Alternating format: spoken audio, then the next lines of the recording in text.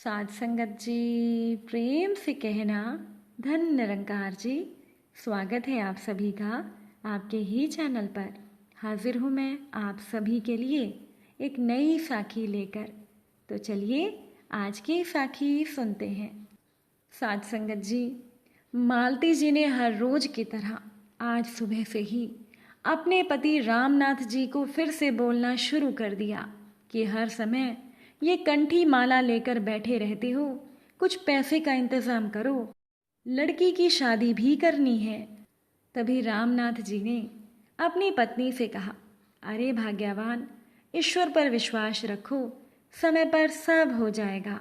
रामनाथ जी ने अपना गमछा संभालते हुए कहा। ये सुनकर मालती जी ने अपने पति से कहा, हाँ हाँ, ईश्वर तो जैसे घर बैठे ही हमारी बेटी के लिए लड़का भेज देंगे। भगवान के पास क्या कोई और काम नहीं है सिर्फ आपका ध्यान रखने के अलावा। रामनाथ जी ने कहा, अरे क्यों तुम पूरा दिन परेशान होती रहती हो। वैसे तो रामनाथ जी कभी गुस्सा नहीं होते थे, वो तो बीमारी के चलते उन्होंने अपनी नौकरी छोड़ दी थी। अब तो बस पूरा दिन वो लड्डू गोपाल जी की सेवा किया करते थे और उन्हीं के ही बारे में सोचा करते थे।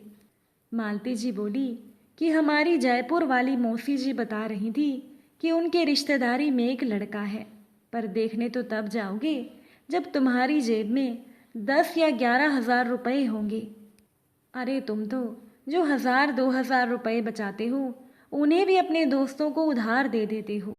क्या किसी दोस्त ने तुम्हारे रुपए लौटाए हैं? रामनाथ जी ने कहा, पर आज तक कभी भी हमें किसी चीज़ की कोई कमी भी नहीं हुई और आगे भी नहीं होगी, ईश्वर की कृपा से। और तुम तो मुझे भजन भी नहीं करने देती। ये सुनकर मालती जी ने कहा, अरे भजन ही करना था तो शादी क्यों की? अब क्या तुम्हारे भगवान बैठे बिठाए तुम्हारी लड़की की शादी भी कर जाएंगे? तुम तो बस रहने ही दो। ये लो थैला पकड़ो और जाओ बाजार से रसोई के लिए सामान ले आओ। और हाँ, जिस लड़के के बारे में मैंने बात की थी उसके बारे में ज़रा सोचना, तुम्हें 2 दिन के बाद वहाँ जाना है। अब थोड़े बहुत पैसों के लिए हम बैंक में अपना फिक्स्ड डिपॉजिट तो नहीं तुड़वाएंगे, तो इसलिए तुमने जो अपने दोस्तों को उधार दिया है ज़रा उनसे मांग लो। थैला लेकर रामनाथ जी निकल तो गए, लेकिन उनके मन में यही विचार था, पैसों का इंतज़ाम कैसे होगा। फिर उन्होंने सोचा कि सब्जी लेने से पहले अपने एक दोस्त से पैसों की बात कर ली जाए, क्योंकि जिस दुकान में उनका दोस्त काम करता था वो दुकान नज़दीक ही थी। अब रामनाथ जी ने अपने मित्र को जब देखा तो पहले तो उसे गले से लगा लिया। उनके मित्र ने उनसे पूछा, रामनाथ जी कैसे आना हुआ? तब रामनाथ जी ने कहा, कुछ नहीं भैया, कुछ समस्या आ गई है, पैसों की ज़रूरत है।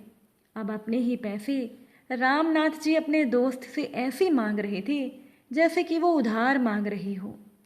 ये सुनकर रामनाथ जी के दोस्त ने कहा, देखता हूँ भाई, मेरे साहब तो बीमार हैं।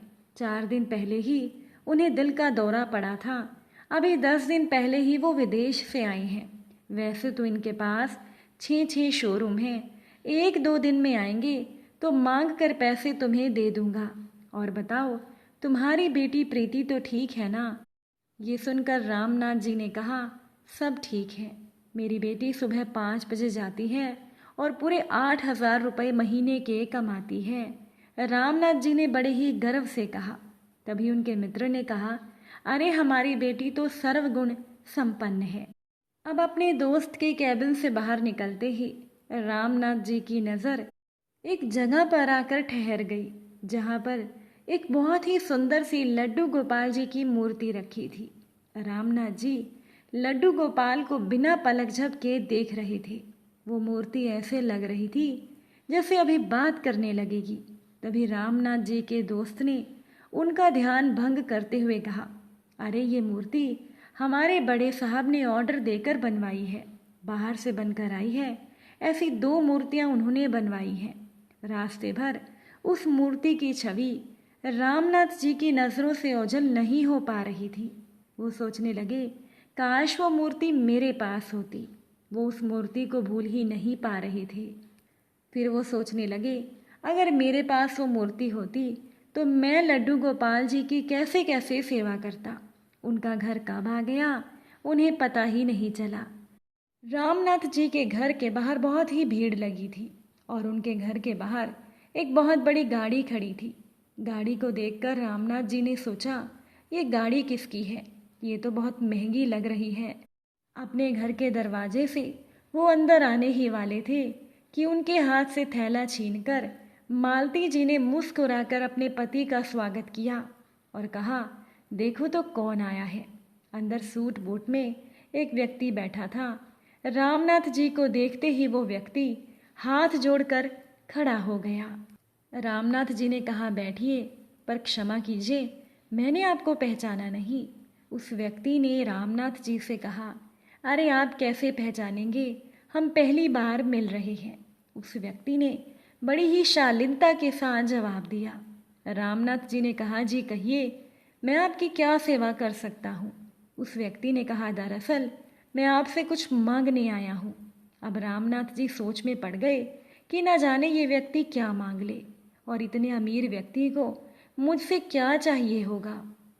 उस व्यक्ति ने कहा, आज से 5 दिन पहले मैं सुबह की सैर के लिए गया था, लेकिन उस दिन मेरे साथ एक दुर्घटना हो गई। मुझे हार्ट अटैक आ गया। आसपास मेरे कोई भी नहीं था मदद करने के लिए, ना ही मैं कुछ बोल पा रहा था। तभी एक लड़की स्कूटी पर आती हुई मुझे दिखाई दी। मुझे सड़क पर गिरा हुआ देखकर उसने अपनी स्कूटी रोकी। अकेली वो मुझे उठा नहीं पा रही थी। फिर वो दूर से जाकर एक व्यक्ति को बुलाकर लाई और उसकी मदद से उसने मुझे स्कूटी पर बैठाया और मुझे अस्पताल लेकर गई। अगर थोड़ी सी भी देर हो जाती तो शायद मेरा अंत निश्चित था। वो लड़की और कोई नहीं बल्कि आपकी बेटी थी। उस व्यक्ति ने हाथ जोड़ते हुए रामनाथ जी से कहा, अगर आप लायक समझें तो मैं अपने बेटे के लिए आपकी बेटी का हाथ मांगता हूँ। जो लड़की एक अनजान की मदद कर सकती है वो अपने परिवार का कितना ध्यान रखेगी। ये सुनकर रामनाथ जी एकदम जड़ से हो गए। वो विश्वास ही नहीं कर पा रहे थे।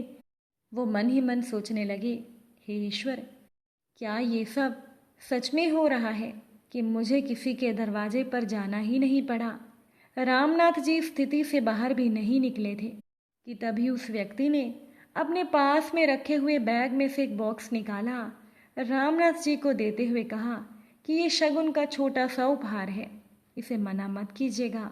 रामनाथ जी ने जब खोलते ही उस बॉक्स को देखा तो उसमें वही लड्डू गोपाल जी की मूर्ति थी जिसे वो शोरूम में देख कर आए थे, जो उनकी आंखों के सामने से ओझल नहीं हो रही थी, जिसे देखते ही उनके मन में ये ख्याल आ रहा था कि काश ये मूर्ति मेरे पास होती।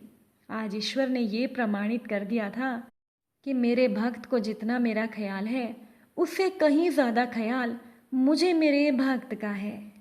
साथ संगत जी, आप सभी को आज की ये साखी कैसी लगी कमेंट करके ज़रूर बताइएगा। आप सभी से फिर मुलाकात होगी एक नई साखी के साथ। साथ संगत जी प्यार से कहना, धन निरंकार।